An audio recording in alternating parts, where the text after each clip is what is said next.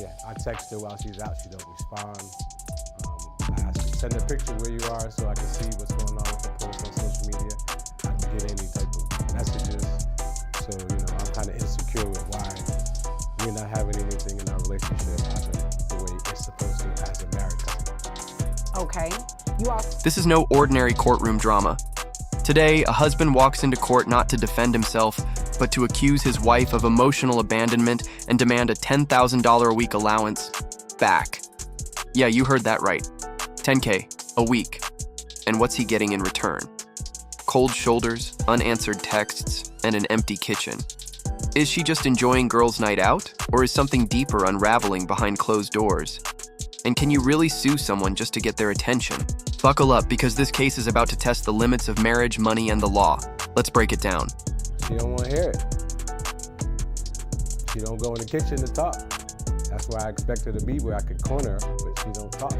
So all right. I got things to do, I got errands to run, so I let her be so I'm not like smothering her, but when it comes down to playing the role to reservations, my girlfriend.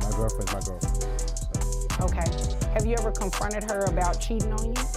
No. All right. It looks like you came because you're wanting to get some sort of spousal maintenance from her.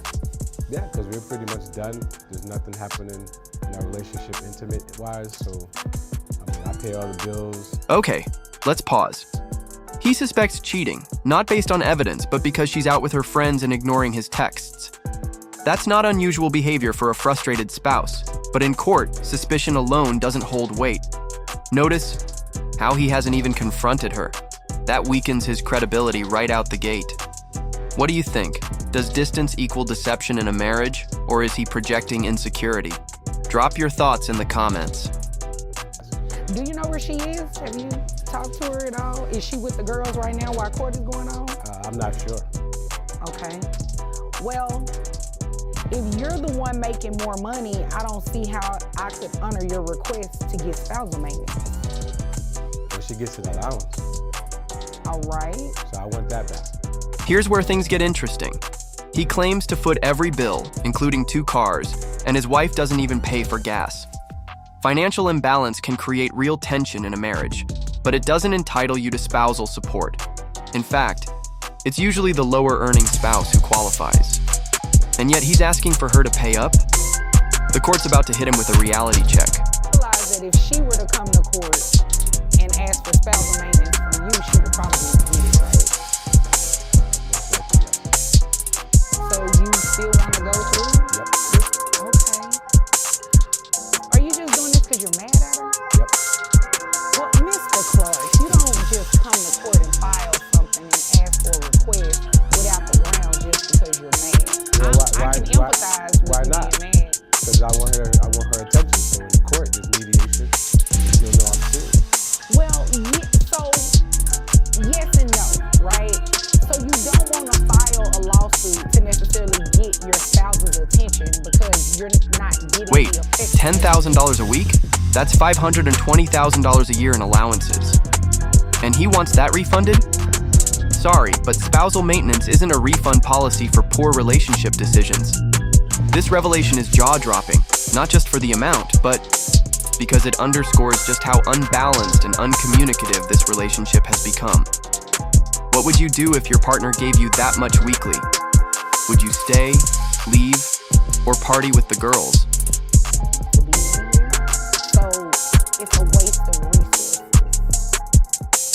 I mean, I get what you're saying. I'm married myself, so I definitely understand what you're saying. This is just not the right resource to get her attention. Does that make sense? Okay, so this is what we're gonna do. And there it is. The judge cuts to the heart of the issue. He's not here for justice, he's here out of hurt, hoping the court can fix a marriage that clearly needs counseling, not litigation.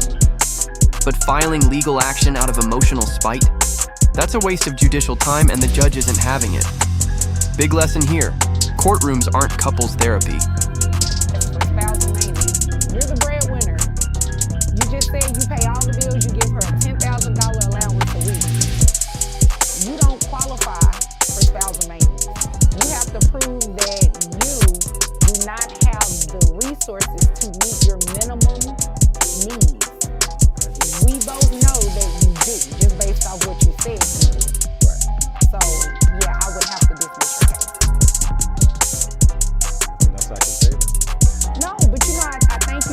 And there it is. The judge cuts to the heart of the issue. He's not here for justice. He's here out of hurt, hoping the court can fix a marriage that clearly needs counseling, not litigation. But filing legal action out of emotional spite? That's a waste of judicial time, and the judge isn't having it. Big lesson here: courtrooms aren't couples therapy. I could foresee her saying she would like to have spousal maintenance. So yeah, I have to dismiss your request on that. All right? Is there anything further? Can I file for bankruptcy then? I cannot give you legal advice. I would just caution you with doing that if you really don't have a reason to file for bankruptcy. And you definitely will want to consult a bankruptcy attorney before you do that. Yeah, I just don't want to take nothing from you, so you flip the script. And there it is. The judge cuts to the heart of the issue. He's not here for justice. He's here out of hurt, hoping the court can fix a marriage that clearly needs counseling, not litigation. But filing legal action out of emotional spite? That's a waste of judicial time, and the judge isn't having it. Big lesson here: courtrooms aren't couples therapy. I cannot give you legal advice. I would just caution you with doing that if you really don't have a reason to file for bankruptcy. And you definitely will want to consult a bankruptcy attorney before you do that. Yeah, I just don't want to take nothing from you, so she flipped the script. Yeah. Okay, Mr. Clark, I'm not going to assist you committing fraud. There is nothing else you are dismissed. You're welcome. This courtroom drama had it all: emotional tension, financial jaw-droppers, and a husband looking for justice in the wrong place. The judge wisely dismissed the case, recognizing that spiteful motives and weak legal grounds don't mix. The takeaway: know the law before you weaponize it, and maybe, just maybe, talk to your spouse before dragging them to court. If you found this case as shocking as we did, make sure to hit that like button, share your thoughts in the comments, and don't forget to subscribe for more jaw-dropping courtroom breakdowns every week.